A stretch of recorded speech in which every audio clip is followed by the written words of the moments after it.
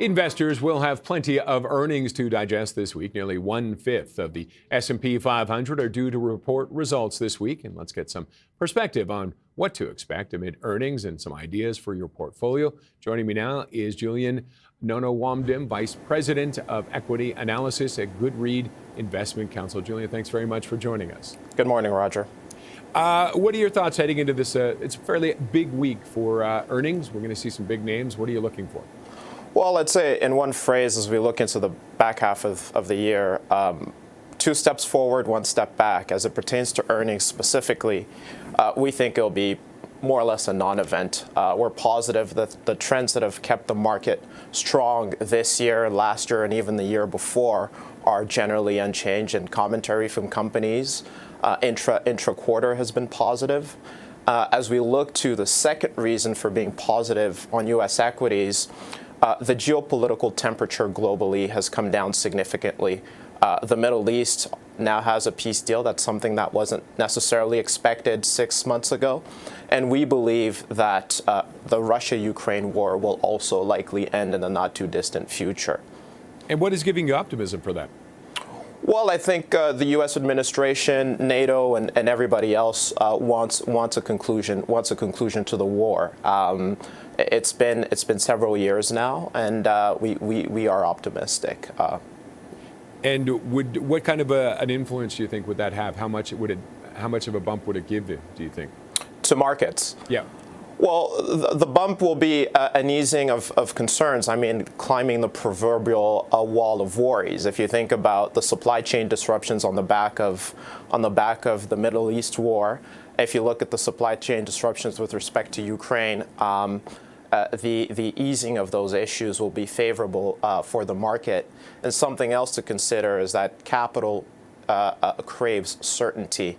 A world where there's war is an uncertain world, and as those uncertainties abate, that allows investors, companies to deploy capital, and that's positive for risk assets. And where would you be focusing on? Which sectors do you think would benefit from this?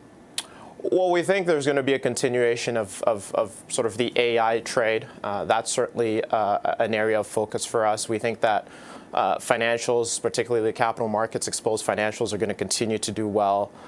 And we think that there is a chance that other cyclical parts of the market could start working in the months and quarters ahead. Okay, well, I guess we'll start with AI because everybody talks the bubble. You feel there's still lots of room for growth here. Are we approaching kind of a new normal for when it comes to AI?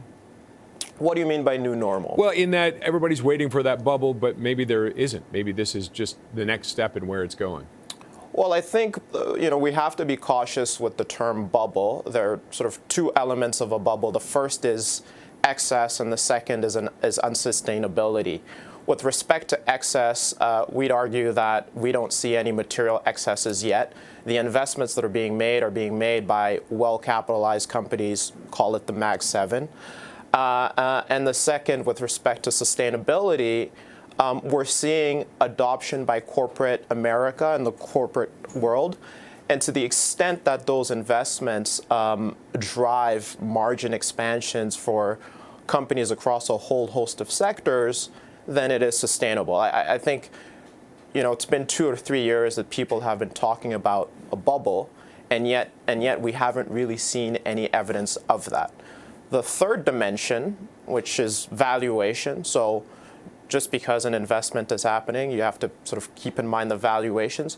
We do recognize that valuations across the AI complex have increased substantially, and that could impair forward returns. Okay, and moving over to financials, and any concerns about the regional banks? A lot of them will be reporting this week. Any reason for concern there? I think yes. I think ultimately their sensitivity to the U.S. economy is obviously larger than their larger sort of money center bank peers. From our perspective, risk, as you know, in any given financial institution it tends to be localized, but it can become systemic. So far, the regional banks that have reported numbers have been fine. Obviously something to monitor on an ongoing basis, but so far we haven't seen anything that suggests that there's any systemic issues brewing under the surface. Okay, and let's get to some of your picks right now. First Sure. up, Stonex Group. What do you like about that? Yeah, so Stonex is an institutional grade financial services company. They do really well across a few segments. The first is trading of foreign exchange. The second is the trading of commodities. They help clients hedge their commodities exposure, and then they have a bit of an international payments business as well. What we like about them is that they're a beneficiary of elevated trading activity. When markets are volatile, the business does well. In the short term, in the sort of the first half of the year, volatility was elevated. We thought that would subside in the second half of the year, and when we've been wrong. Volatility has actually been reasonably elevated, as we saw in the last couple of weeks, and that should bode well for the company. Okay.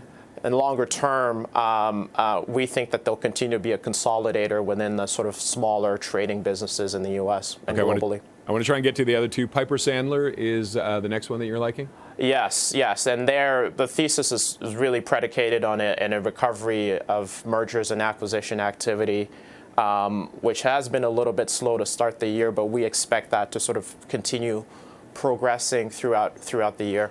Okay, and we're going to sneak in Mastec. We've got about 45 seconds for it. What do you like about Mastec? Infrastructure, construction company, diversified across different platforms, energy, data centers, et cetera. And so they're going to be benefiting from continued construction activity in the U.S. particularly. Okay. Julien, thank you very much for joining us. We appreciate it. Thanks for having me, Roger. Julien Nono-Womdim is Vice President of Equity Analysis at Goodreid Investment Counsel.